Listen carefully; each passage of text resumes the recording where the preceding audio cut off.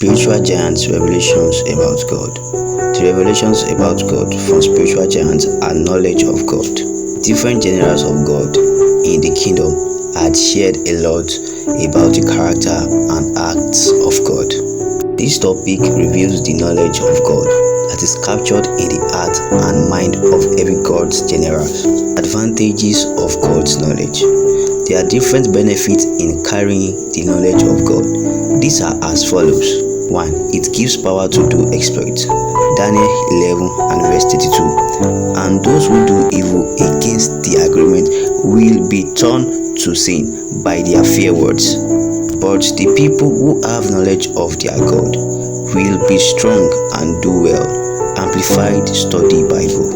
And they that have the knowledge of God shall do exploits.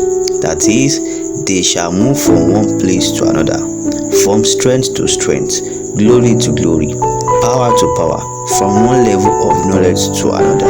Also, this verse shares another advantage, which makes it double advantage of knowing God. It says that they shall be strong, that is, they shall be full of strength, energy, power, etc.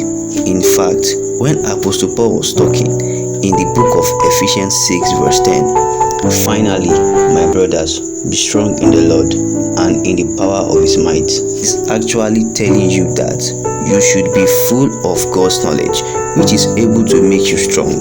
Verse 2, it brings understanding. Proverbs 9 verse 10. The fear of the Lord is the beginning of wisdom, and the knowledge of the holy is understanding. One of the biblical ways of getting understanding is by having the knowledge of God. Understanding fills our minds by having the knowledge of the Holy One. Let's get started as we listen to the character, words, acts, natures, and the revelation of God from God's generals.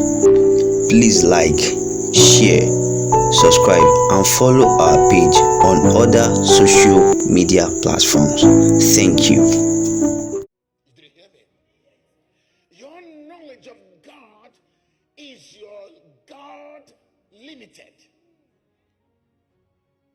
How far you know him is how far he will reveal. God is spirit. God is above the heavens. God is above the earth. God is so deep and deeper than the hell. If you go to hell, God is there. You go to heaven, God is there. Someone says God lives in heaven. I say, what? If you said God lives in heaven, you have just limited God. In fact, sometimes our knowledge of God is our limitation of God. You didn't hear me? Your knowledge of God is your God limited.